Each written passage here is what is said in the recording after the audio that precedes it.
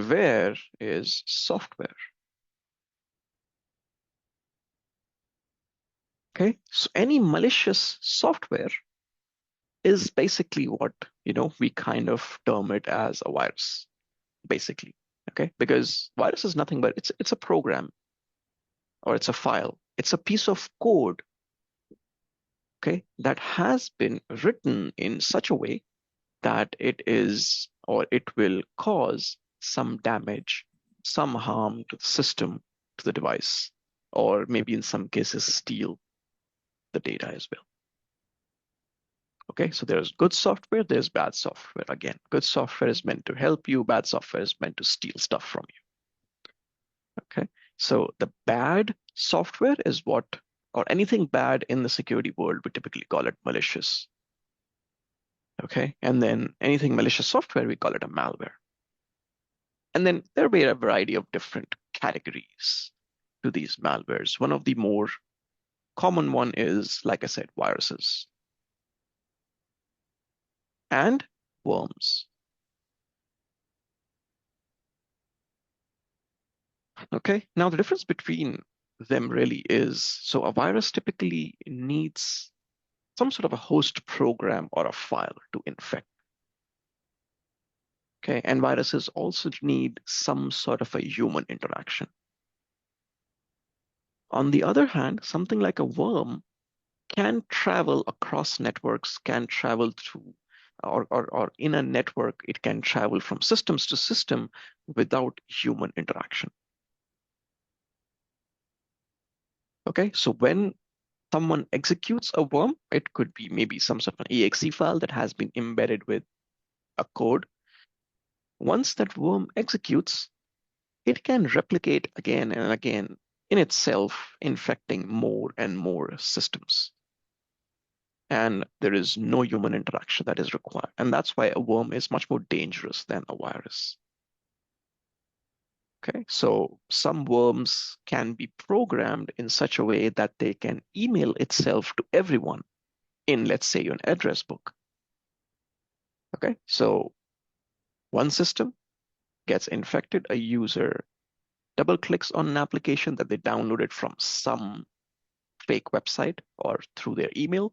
They execute that, that executes the worm. Now that worm is intelligent enough to fetch the address book from your machine and email itself to others, and then keep repeating the process again and again and again, thereby spreading. Okay, so they can be very intelligent, and there have been a lot of such worms. And as we go through, I'll mention some of these worms, some of these viruses that you can maybe read more about in a bit more detail. Okay, and though I should not say that, but you would kind of appreciate how intelligently some of these were created. Okay.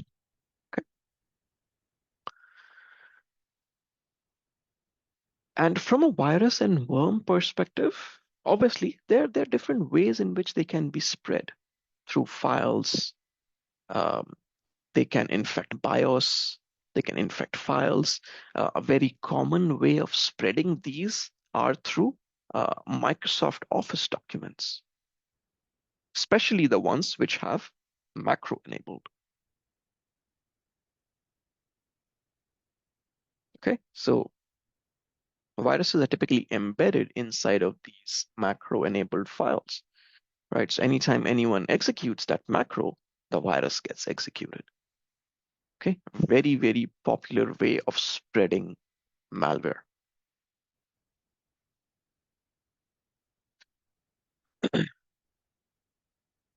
Okay, one of the more sophisticated viruses that was developed in, I mean, not very recently, but I would probably say 2011, 2012 is fairly recent, to be honest. It was named Flame.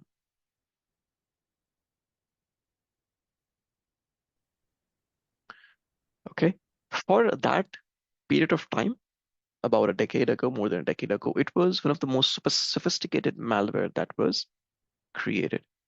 And the reason for that was this Flame malware, it was able to spread from system to system over a local network. And the way that it was intelligently created, it could record audio, take screenshots, capture keyboard activity, and it could turn your device into a Bluetooth-enabled beacon, and then attempt to download contact information from other nearby enabled devices. Okay, so it was fairly sophisticated. So read about it. I think it was in the year 2011, 2012 that this was developed and came out. Okay, some other more sophisticated forms of viruses, they are stealth viruses, which are created in such a way that, or they are created in such a way that they can bypass, or they are meant to bypass antivirus systems or antivirus devices. Okay, so they do what they need to, damage the device, steal content, etc., but they strive to stay hidden. Okay, another form is a polymorphic virus.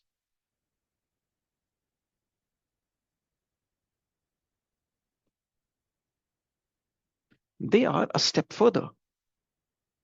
Every time they run, they change their signature. Okay, so today this virus might look some way. Okay, tomorrow when it infects a new file, it will change its signature, so it will appear differently. Okay, so polymorphic viruses is typically the most complex form of viruses that are created.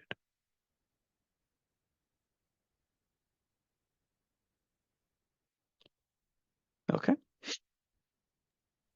Any example of the polymorphic virus? The name? Not that I can think of at the top of my head. I mean, I did have a couple of that I remember, but I don't really remember the top of my head, really. Let's see. Let me. Yeah, I don't remember the keyword. Let me just look for it real quick.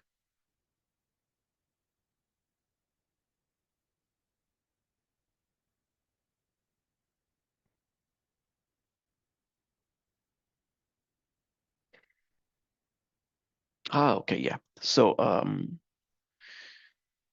kind of remember this always because it is a number. 1260. Okay, read about it. Very interesting story behind it. It was the first polymorphic virus that was created in such a way that it was able to evade antiviruses or antivirus system. Okay, so read about it. I think you might find some very interesting um, YouTube videos on it. Okay, from a variety of different um, security researchers who did a take on this particular virus. Okay.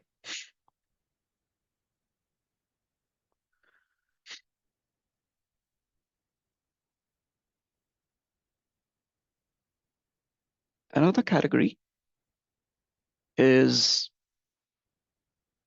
that of Trojans.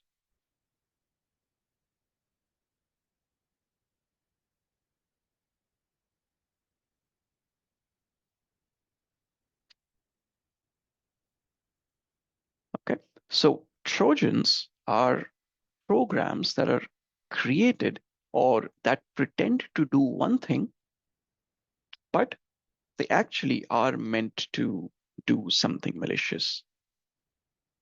Okay, so for example, I could have or I could create a malicious program and then make it appear like a regular Windows executable file, or maybe a PNG file, or maybe a JPEG file. Okay, And they're typically, so a lot of times antiviruses, etc., if you have it running on your devices, etc., you might see these termed as Trojan horses. Okay, and that's where they get their name from, right? I'm pretty sure a lot of you would have seen the movie Troy. Okay, so for people who have not, so um, I mean, it's a pretty good movie, so everyone should really watch it. Uh, so what happened was the Greeks, they built a giant wooden horse with a trapdoor in its belly. Okay, and basically the Greeks tricked the Trojans into bringing that large wooden horse into the city of Troy. Okay, so no one knew about it, right? So it was seen as um, a peace treaty kind of a thing, a surrender kind of a thing by the Trojans. So they brought that into the city. Now, at night, under the cover of darkness, the Greeks basically came out of the wooden horse, opened the city gates, and the soldiers waiting outside, they basically came in, attacked the city, etc., etc. That's really the concept of the Trojan malware as well. Okay, so because a file looks legitimate, a user might download it, might copy it from some other system, and when it executes it, it basically executes that malicious code and could do anything malicious on the system. Okay, so very common. Okay, and a very common way to spread Trojans is through emails, which might contain a PDF, a Word document, an Excel spreadsheet. Okay, so Trojans work by hiding their true purpose. Okay, you could receive an email, a spoofed email that might look like it's from your company's HR, and the attached file might say that it is to list maybe pending what leaves or maybe any sort of compensation, etc. And when you try to download that and open it and click that attachment, it could do something bad on your device. Okay. A very common category of Trojan horses is rats, remote access Trojan.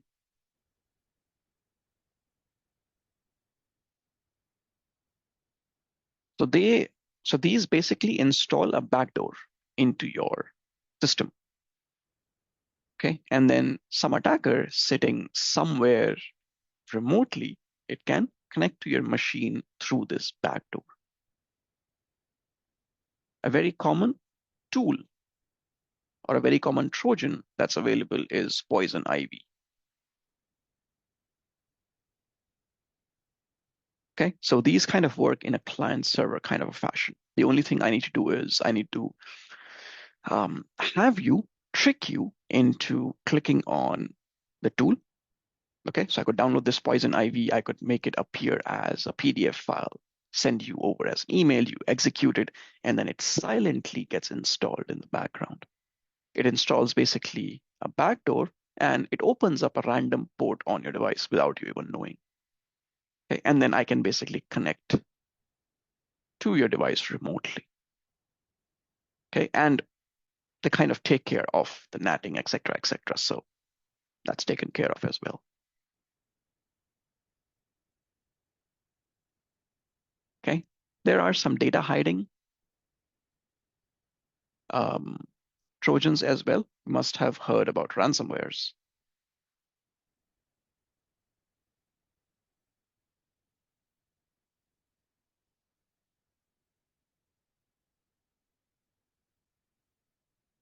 Okay, these are the type of Trojans that are used to encrypt and hide users' data, restrict access to systems that it infects, and obviously demand ransom. That's why it's called a ransomware, because they ask for ransom before they allow you to unlock your files. Very dangerous. Okay.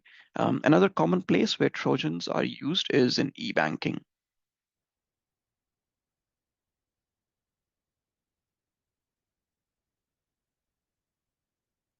Okay, so there are Trojans which have been developed that is going to intercept your traffic going to your bank account and steal that financial information. Okay, a very common one that is still out there used is Zeus as an e-banking Trojan.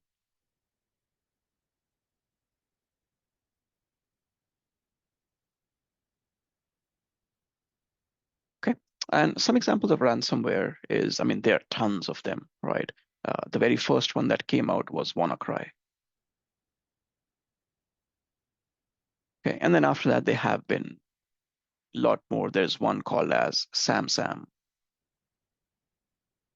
There is one that's called as Spora. Okay, and again, the bad thing about these is they are available online, right? There might be some sort of a GitHub repository out there, other websites which host these malwares. So you can just be a script kiddie, download them and, you know, spread havoc in your own network, in your home network, though obviously not recommended you to do that. Okay, but it's very easy to spread these.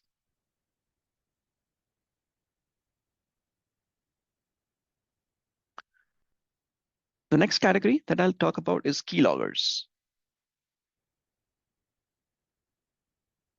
okay, or keystroke loggers.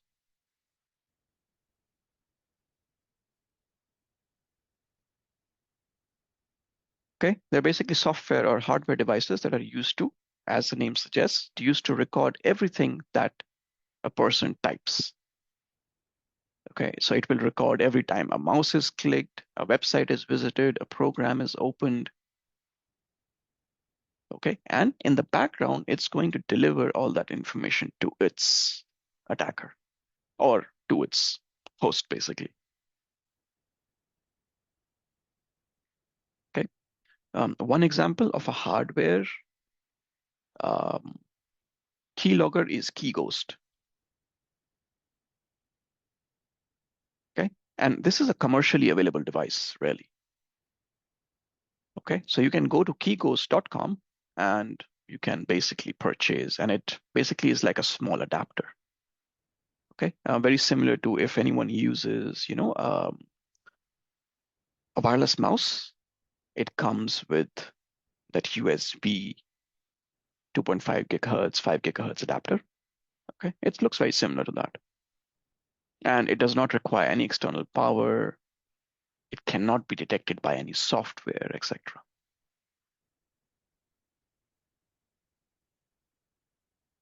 Okay,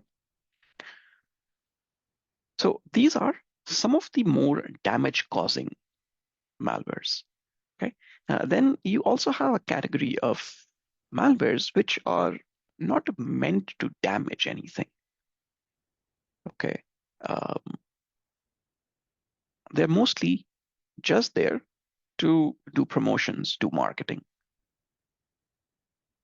Okay, one of the very common ones is, and I'm pretty sure everyone in their life would have sometimes seen ads pop up on their machines, right? Especially very common back in the day when, I mean, at least in my case, when I was not that knowledgeable around what to click, what not to click out on the internet, you would see tons of ads pop up, right? So that's because of adwares.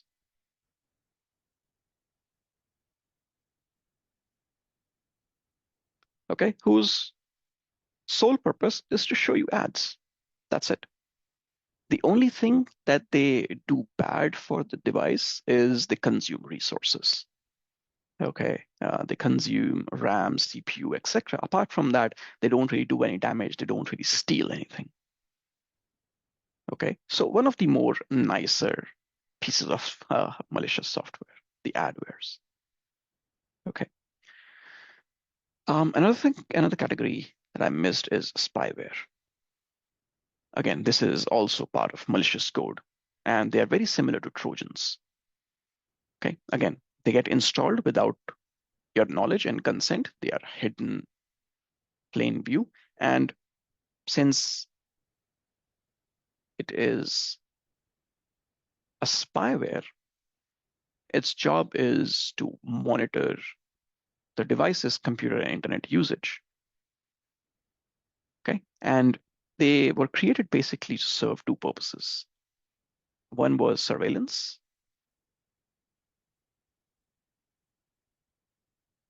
Okay, and these can be used in conjunction with adware.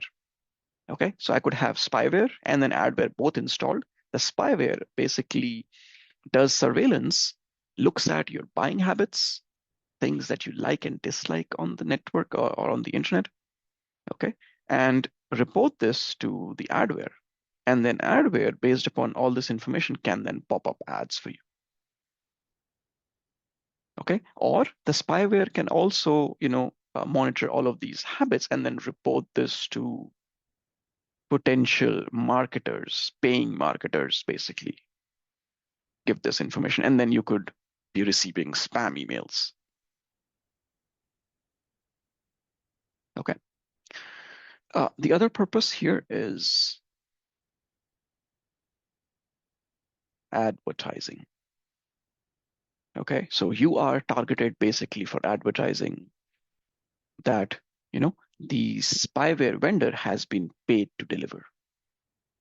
Okay, so for example, the maker of maybe some sort of a cell phone case, right, might have paid a spyware vendor some amount of money to show 10,000 pop-up ads. Okay, so if you get infected, you should expect to receive a lot of such pop-up ads for that particular case information. Okay, just a very varied example.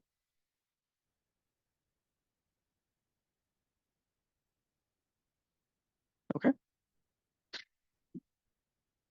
so these are some of the categories of viruses or malware. Okay, there are a lot more as well, but I mean, I'm just giving you kind of like a head start to things as we try to go into the firewall piece. When we'll take a look at some of the other information, something comes up, I'll talk about that at that point in time. Okay, but for now, this should give you at least some information, especially for folks who are new to the security side of things. Okay, and you might have been confused all this time about what malwares are, what viruses are, what worms are, why they are different. Okay, so this should give you kind of like a picture of what things really are. Right? Any question? Anyone? Going pretty okay? Yeah, it's going good. Okay. Yeah, no, All it's right. fine. Cool. One last thing which I should have talked about when we discuss the vulnerability piece is, and very important, especially when you look at vendor documents, when you would look at things, this from the vulnerability perspective.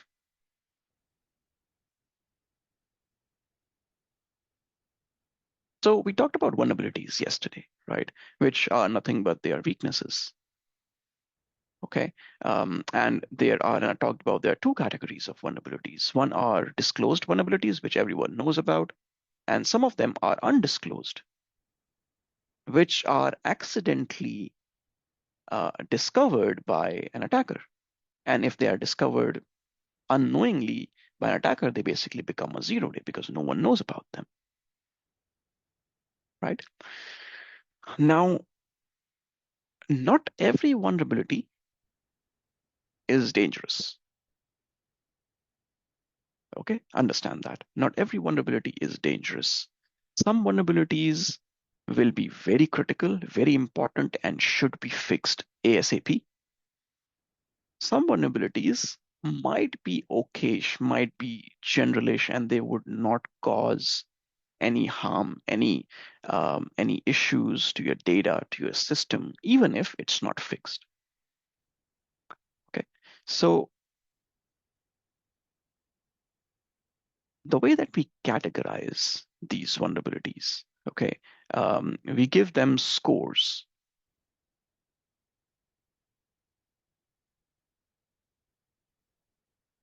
Okay, we give these vulnerabilities scores.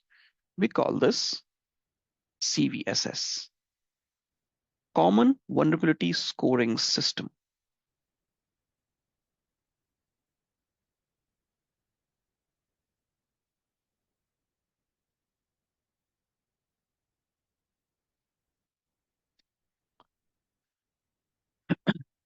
Okay, so the CVSS score is basically assigned to every known vulnerability that's out there.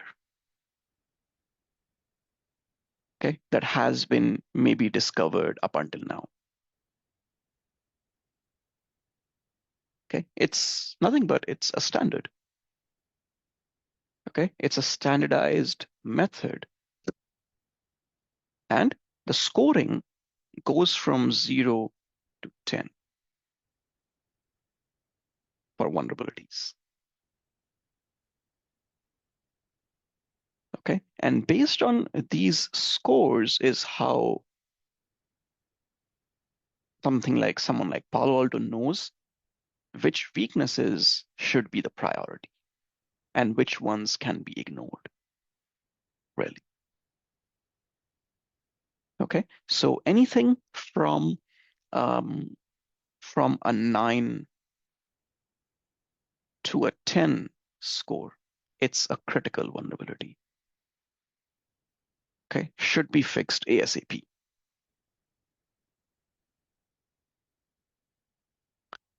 Anything from a 7 to an 8.9 is a high.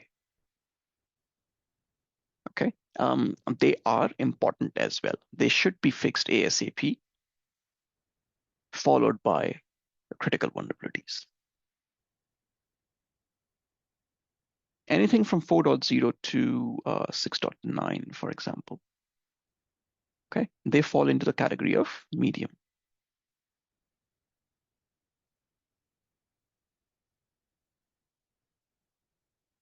Okay, and then the last is 0.1 to 3.9. It's low.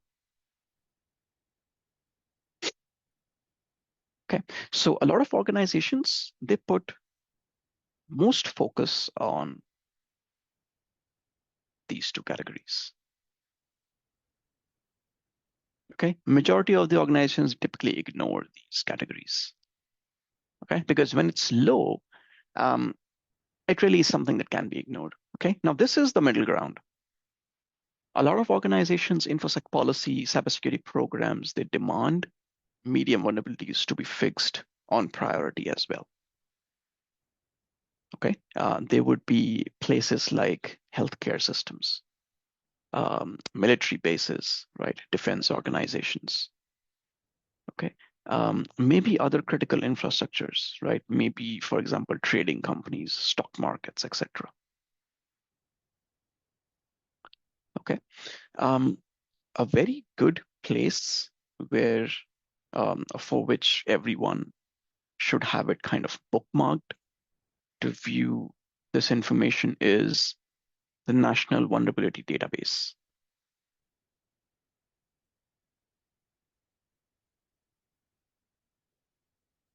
NVD. Okay, it's maintained by US NIST.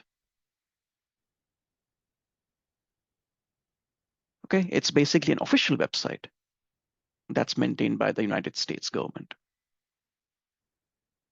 Okay, and it is basically nvd.nist.gov. That's the website. HTTPS, obviously. Okay, and let me bring up that website so that we can see a couple of vulnerabilities maybe, and I can show you what the CVSS score really looks like. So nvd.nist.gov.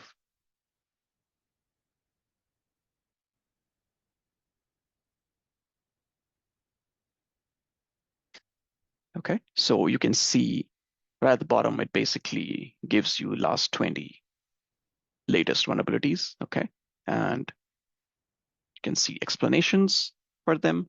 Each vulnerability that is discovered, it is marked with a CVE number as well, okay? So the CVE number that you see here, it's basically nothing but it marks the vulnerability against the year when it was discovered, and then it gives it a unique number. Okay, and you can see that this vulnerability has a CVSS score of 9.6. Okay, which makes it critical. Okay, I'm pretty sure everyone, especially, everyone is in the networking place. Everyone would have faced the Log4j vulnerability that came out a couple of years ago, right? It basically caused a very, very important insights into what people are doing, what applications are doing, etc. Okay, so if we look at the Apache Log4j vulnerability, you can see it was discovered in 2021. It has that unique identity against it. Look at the CVSS score. It's 10. Okay, nothing can be more bad than this. Okay, so it gives an information about what it was, what came out, and then what was really the score. Okay, so these scores also help you understand vulnerability scan reports. Okay, if anyone has worked with vulnerability scanners, when the vulnerability scanners do scanning and they report back the result, you basically have those reports come up and each vulnerability is marked with a CVSS score. So just by looking at their scores, you should be able to see how important those vulnerabilities are. Okay, and this score that you see, this score is really based on the vector, right? You see that vector value next to it. Okay, it's based on that, the CVSS score. Okay, and I'll just quickly explain that real quick. So if you're going to, let me see if I can open that.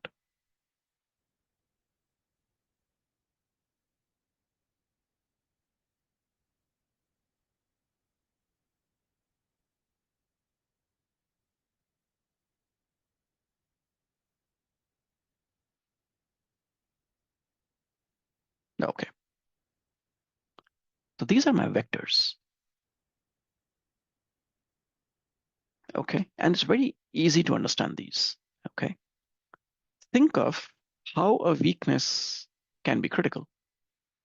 Okay, in my mind, a weakness is critical if it can be very easily exploited, right? I don't need to develop any complex mechanisms to exploit that vulnerability. Okay, so if you're going to see here, this vulnerability, the complexity for the attack is low.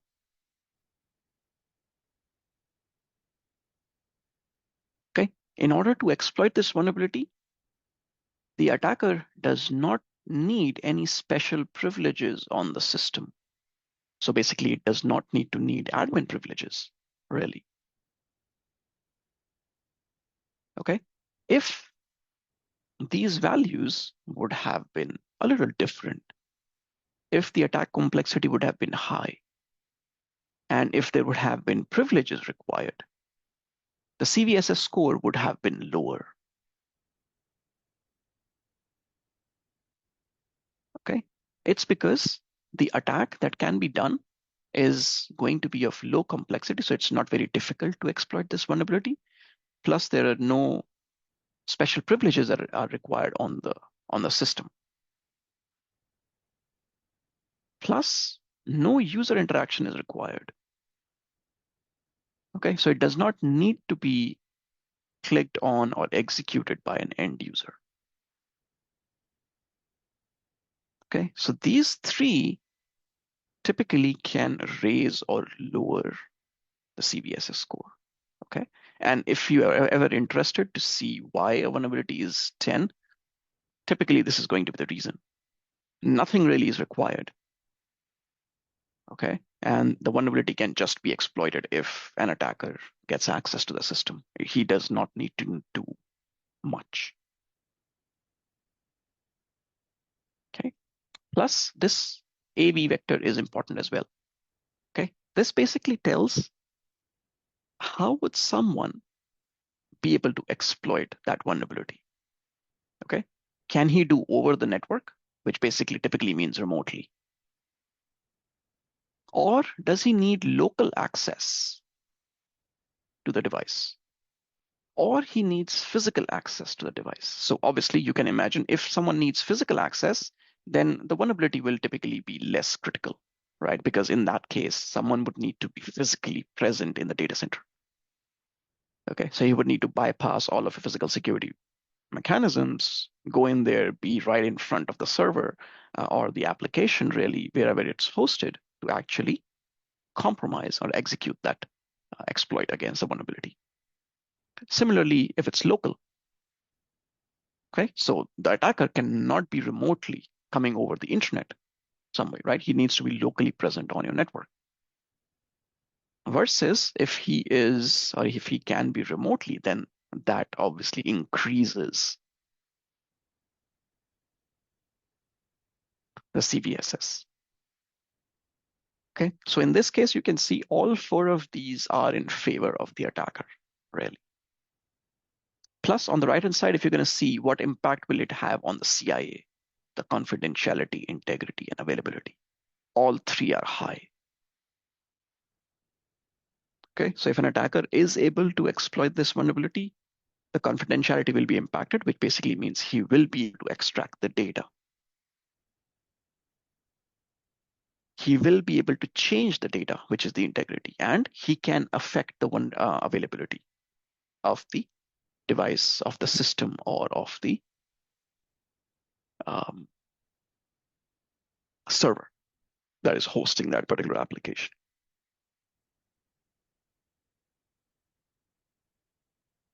Okay, so again, very easy to read these metrics. If it was not now, it should be pretty easy for you to read. Okay, I'll just take one more example and then we'll move on.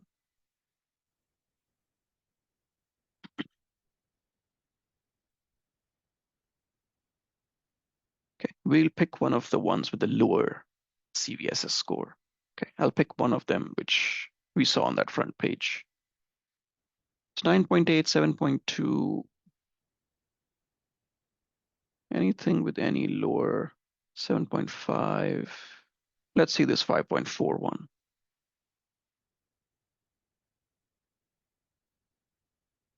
Okay, so you'll see the difference in the matrix. So you can see this is check, okay? But some privileges would be required by the attacker and a user interaction will be required. So the attacker will need to do additional work to fool the user into interacting with that vulnerability or whatever piece of software or code or any email or anything that he presents. Plus, there will be no impact to the vulnerability, to the availability. And there is low impact to confidentiality and integrity. That's why this vulnerability has a lower CVSS score. Okay, because the CIA is not being fully compromised. Okay, there is still some compromisation, but it's still low. Okay, if this would have been high, the CVSS score would have been much lower than that.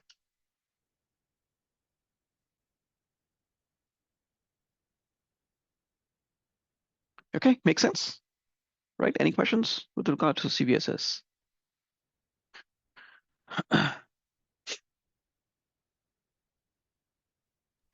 All good. All right.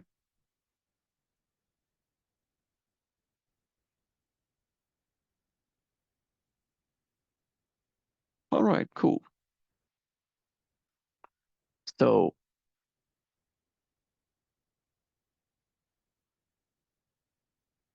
right. So just to summarize, right? So we have gone over some common security terms: asset, vulnerability, exploit, threat.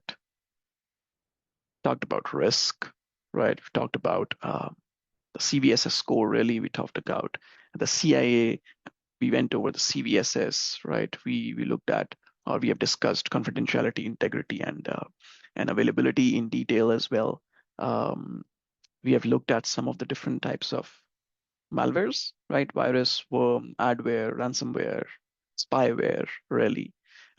Discussed about Trojans, keyloggers. Okay, we have discussed denial of service attacks, etc. Okay. Now, before we end our session today, I would like to start with a little bit of discussion about firewalls to begin with. Okay.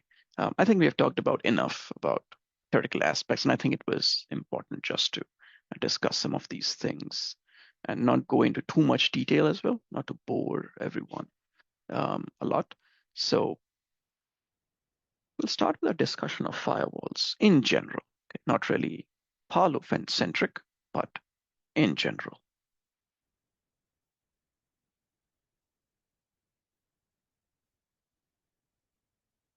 Okay.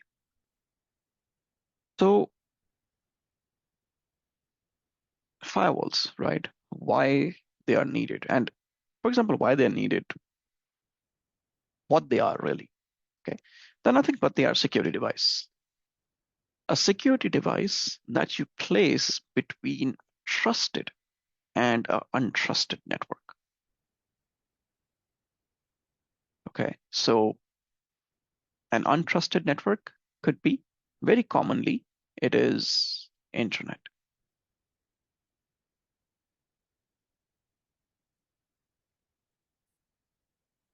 Okay, that is our untrusted network. We don't have any control over it. And a trusted network is typically our internal network, our LAN, our server network, server subnet. Okay, I'll just denote it as LAN. DMZ maybe. That's also part of a network. Okay, so we place a firewall between that. So anytime anyone traverses the network, so for example, anyone tries to, on the LAN, tries to access the internet, the traffic will go through the firewall. Okay. Similarly, if anyone from the internet tries to access any of your internal resources, that traffic would need to go through the firewall as well.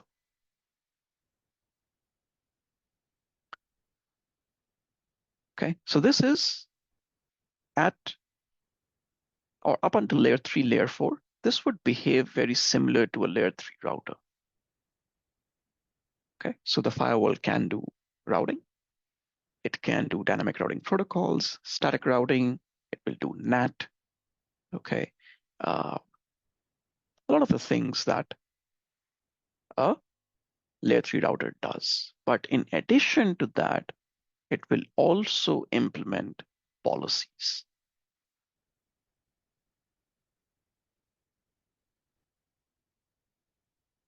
The traffic that will be allowed through the firewall will be the one that you would have explicitly defined through the firewall policies. Okay, this is also, kind of like an access control device as well. Whether this LAN user can access the internet resources, you define it through the policy. Whether someone on the internet can access your internal resources, you define it through the firewall.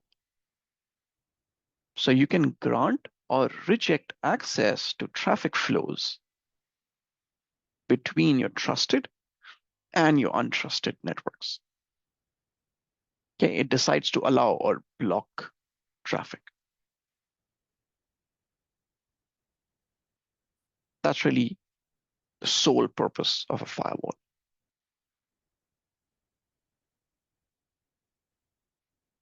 Okay. And a firewall can really be hardware. It could be a software firewall, or it could be virtual. Okay. So a very common example of software firewall, we typically call it a host-based firewall. Everyone uses Windows. Okay. So Windows has a Windows firewall. That is an example of a software firewall. Okay. A hardware firewall would obviously be a hardware appliance that you place, okay, physically. You plug in the cables and everything to the ports on the firewall, just like you would do on a router, for example. And then virtual is basically you can implement it in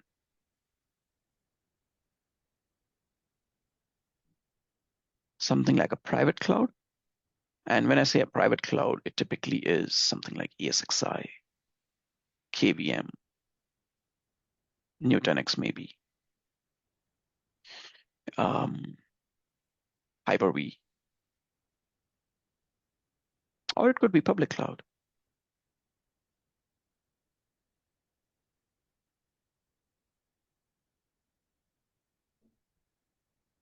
Okay, things like your GCP, OCI, Azure, AWS, Alibaba, etc.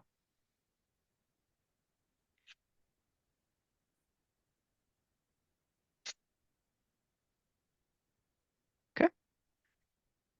Now there are different generations of firewalls, right? So I think we are in the third or the fourth generation of firewalls that we will be learning about, right? But I'm pretty sure everyone would have worked with one of these sometime in their life, even unknowingly. Okay, if you have worked with routers, switches, then I'm pretty sure you have worked with one form or the other. Okay, so we had the first generation of firewalls.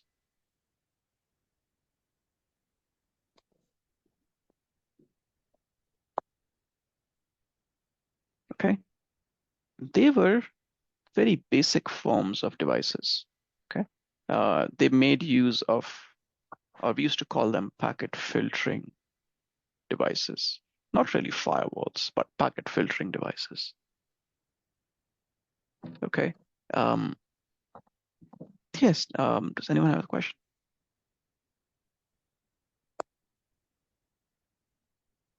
Okay. Okay. I'm pretty sure everyone has worked with ACLs, access control list, irrespective of what device or what vendor they have worked with. Okay. ACLs are an example of a packet filtering firewall.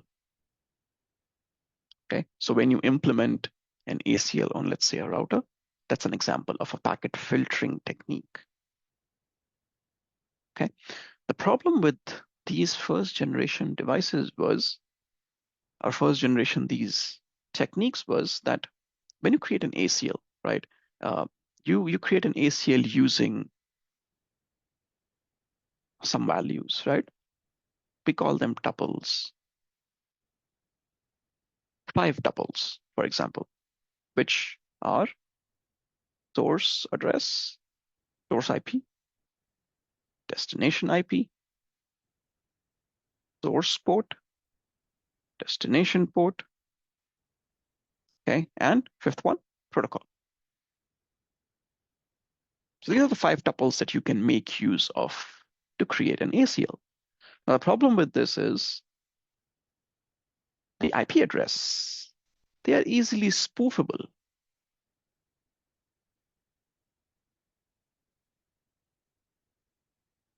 Okay, so if my traffic is not going through, and if an attacker sees that my traffic is not going through, it can spoof the IP address and make it appear as something else.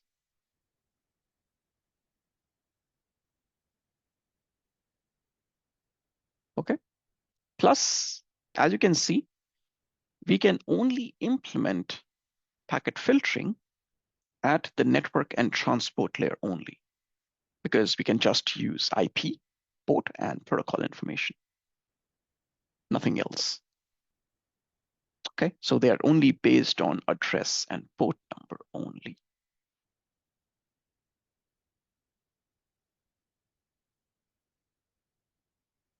Right? Thank you. W capital. Welcome. At the rate, but The next generation that it kind of developed, or another example for first generation firewalls is packet filtering, and then another name that you would typically hear from these are stateless firewalls.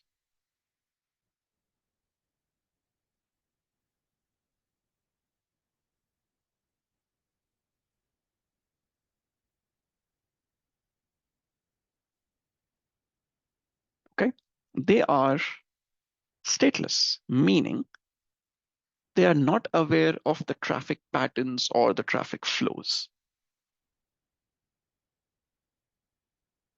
Plus, ACLs do not allow or do not account for bidirectional traffic, right? So for example, if this user tries to access over HTTPS something like facebook.com, right? From an access list perspective, I would need to define something like permit TCP any EQ code 443. Okay, or if I do, if I am very specific, I could define my source address, right? So I could say permit TCP from a source of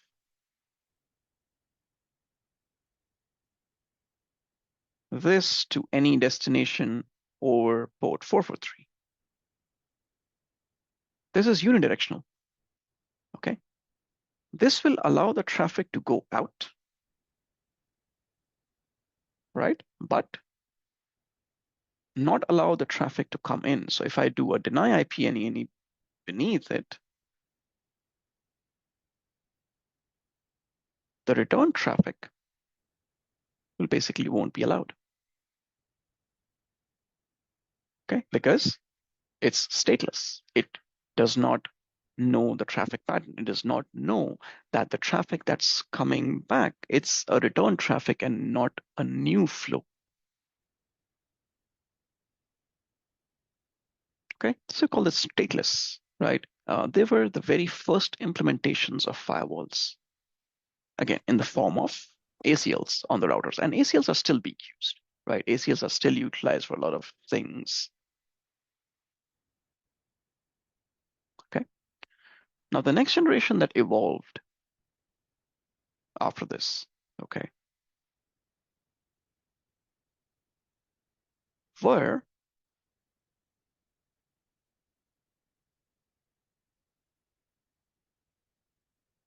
application layer firewalls.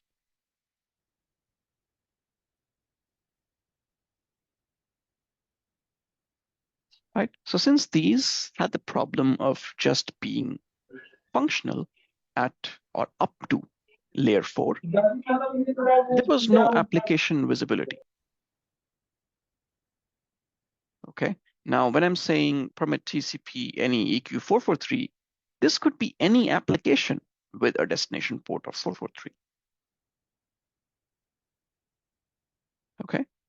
Now, I cannot selectively permit or deny traffic based upon applications through a first generation firewall, a packet filtering firewall. I cannot create an ACL here which says, hey, deny traffic to Facebook or deny traffic to something like YouTube maybe, or Twitter, for example.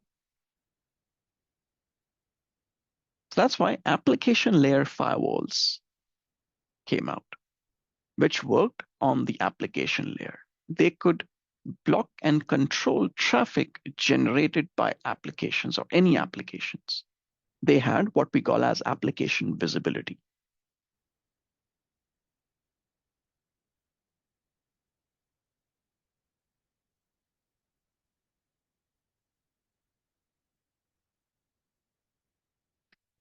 Okay, so these used to be separate firewalls, right? So you would purchase a packet filtering firewall, and then in front of it you would place, or behind it you would place an application layer firewall. So the first layer of traffic access control will be done by the first firewall. Any traffic which will granted access will then be sent to the application layer firewall. It would do the application layer access control, and then whatever traffic passes was allowed to go through.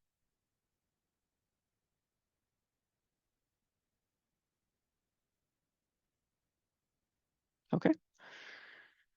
Then came a refinement, especially to the stateless firewalls. Then came out stateful firewalls.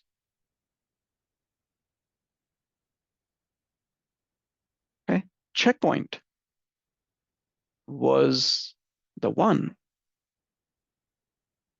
who developed the concept of stateful firewalls.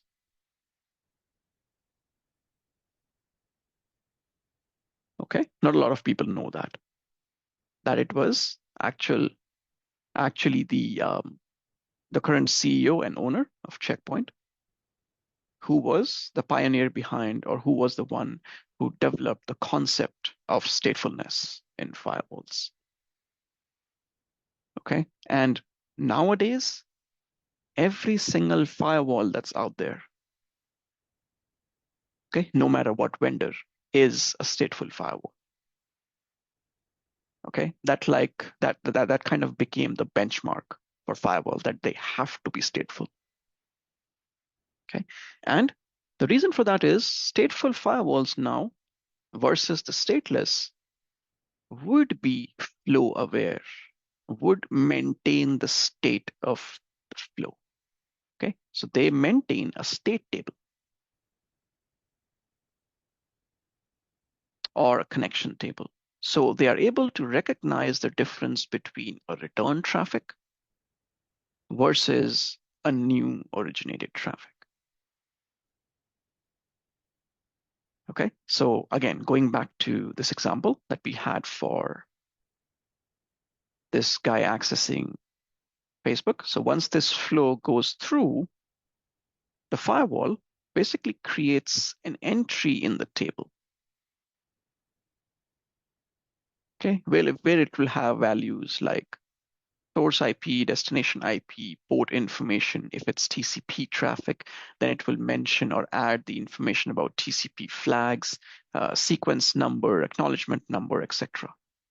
All of this information it records in the table. Okay, and after adding this information in the state table, it then forwards the packet to the destination. Now, when this firewall will receive a reply packet, the return traffic, it will match the packet information to the state table. If the received traffic or the received reply packet matches the packet or matches the entry in the state table, the packet is accepted or the traffic is accepted, else it is dropped. So stateful firewalls are also bidirectional. Okay, so I just need to have this statement. And this would allow both the forward and the return traffic. Okay, because when the return traffic comes in, it will be able to match that entry in the state table. Okay, that's really the basis of all the firewalls nowadays, all the stateful firewalls. Okay, and there's a very simple flow that you can remember. Okay, so a packet comes in, the firewall checks if there is an existing entry. We'll call this existing connection.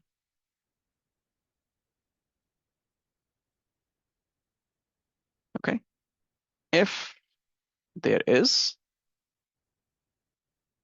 then allow. If an existing entry does not present in the state table, then check policy.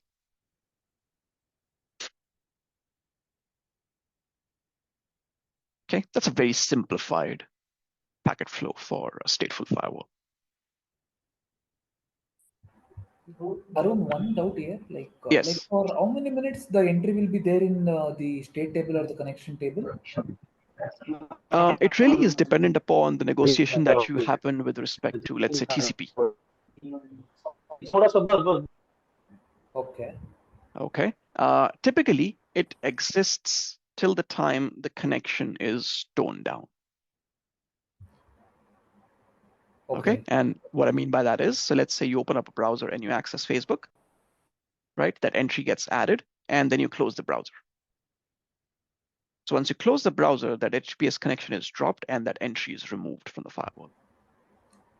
Okay. Okay, so next time when you open up the browser and try to access Facebook again, a new entry is added. Okay. Okay, so that new connection is treated as a new connection, a new flow. Like one doubt here, Arun, like let us consider there is no entries in the table. So Right. whenever any traffic hits the firewall, it's going to check policy. That's what you are Always, saying? yes. Okay, okay. Correct. Okay. Okay, so just remember this flow. Okay, so if there is no entry, no matching entry in the table, there always will be the policy that will be checked. If an existing entry already is present and it matches the connection and the flow, okay, which typically will happen for something like a reply or a return traffic. Okay, then it basically is set to bypass the policy check and just allow the traffic, allow the packet.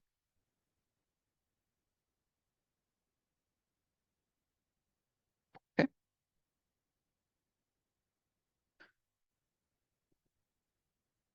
One last thing, and then we'll end it for today. The current generation, which is what we will be going over and learning about, are next generation firewalls.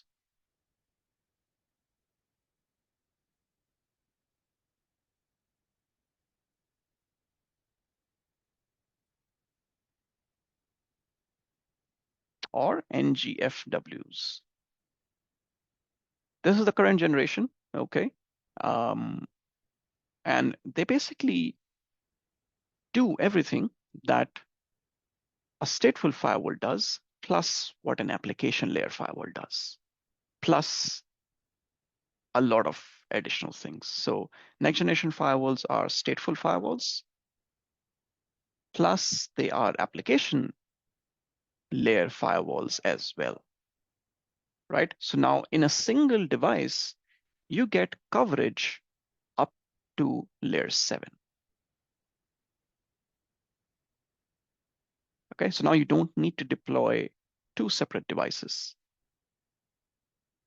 Okay, a single device will be able to work or give you visibility or give you the capability to do access control or create policies all the way up to layer 7. Okay, so stateful application layer firewalls, they are also VPN devices, VPN gateways, or you can call them VPN concentrators, plus a lot more additional security features. Okay, so it's a single device. A lot of times you would see a different name given to this as well, or an older name for this used to be UTM. Unified Threat Management.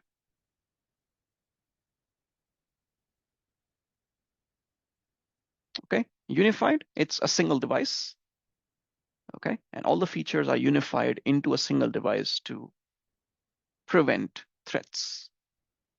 Okay, and it was later on kind of deemed as next generation firewall. A lot of people will debate you that UTMs and firewalls are different, but they not really are. Okay, they mostly are the same thing.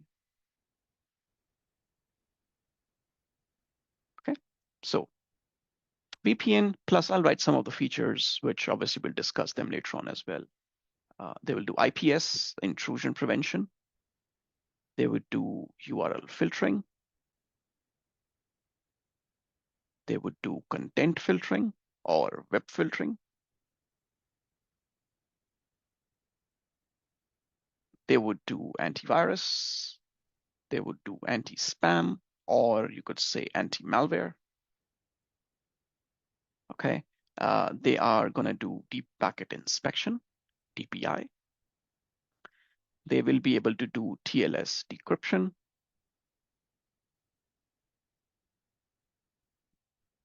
All out of a single device.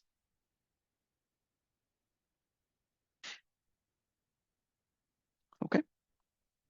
Obviously, can do data loss prevention as well, DLP.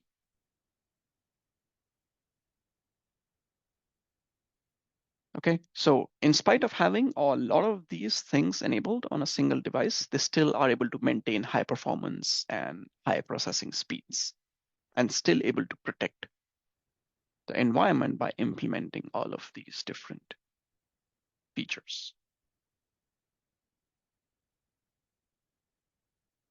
Okay, so a lot of these things we will be looking at, especially from Palo Alto side. Okay, how does Palo Alto implement these features? Okay, various concepts with respect to these features. Okay, something that we will start to go, kind of deep dive into the Palo Alto side. What Palo Alto is, the product portfolio, what their devices really look like, what their portfolio, their product suite looks like. Okay, we'll start look at the lab.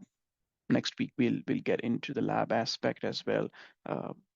Bring in a new firewall, see how you can configure the initial configuration, how can you manage, etc. And then start to create policies, learn more about the architecture, the flow, etc. Okay, so it will get more hands-on starting next week. And then starting next week, we'll also extend the trainings, okay, to a little bit more, okay, maybe 2.5, 3 hours, depending upon how much content we take care and cover. And then when we do that, I'll obviously, like I said yesterday, we'll be taking a break at the top of the hour as well. All right. I just Any have question? one Yeah, question sure. regarding firewall type. Mhm. So there is a firewall type which is circuit level gateway, but I am not familiar with it. Okay, so what do you want to know about it? So little bit overview, like what is it? Is it a part of the next generation firewall, or is it a separate firewall, or it comes under application layer, or like application layer So firewall? circuit level gateways typically are they typically operate at layer 5 of the OSI model. Okay, and they are typically used for validating TCP and UDP sessions before the traffic is basically allowed. Okay, so so circuit level gateways, they're very different than your regular firewalls. They're acting as a handshaking device between the trusted clients or servers and then untrusted hosts.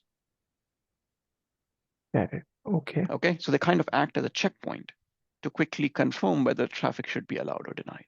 Okay, so they don't do that application visibility because they don't go all the way up to layer 7. Got it. Okay. Okay. I have one doubt, sir. Yes. In current scenario, the firewalls manufacturer are FortiGate and Palo Alto and so forth. So they are providing next generation firewall, or they are Correct. providing. Every vendor out there that is providing a firewall nowadays, they all are next generation firewalls. Okay. Okay, irrespective of the vendor. Okay. Thank you, sir. Okay. Now, the thing there is that since everyone is doing next generation firewall, then why choose one versus the other? It really comes down to the stability of the firewall. Okay. How well it is able to implement all of these features in a single device and still not affect performance. Okay. How good these engines are. Okay, so if I talk about maybe Palo Alto versus, let's say if I compare it with Sophos, for example, right? So Sophos would be implementing URL filtering. They would be implementing IPS as well. but their engines might not be as good as what Palo Alto does. And when I say as good as, they might not be able to detect as much threats as Palo Alto does.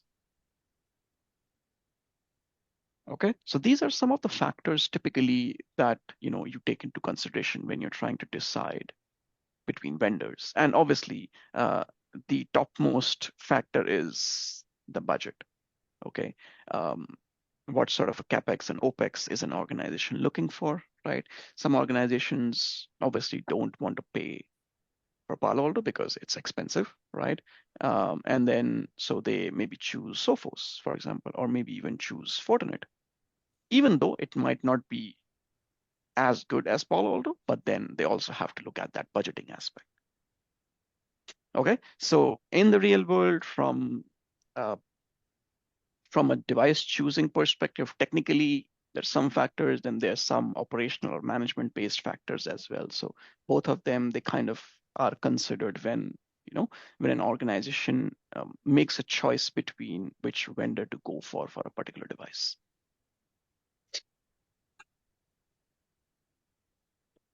All right.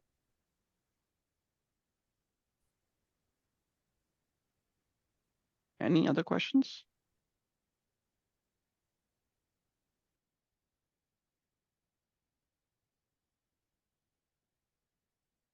All right. All right then. Thanks, guys. Have a good rest of the day. Have a good week. And you. I'll see you next weekend. Thanks, Yeah, everyone. thank Thanks, you so everyone. much, Yeah, Darius. thanks. Same Take to care, you. guys. Thanks, Bye. Cheers, guys. Bye.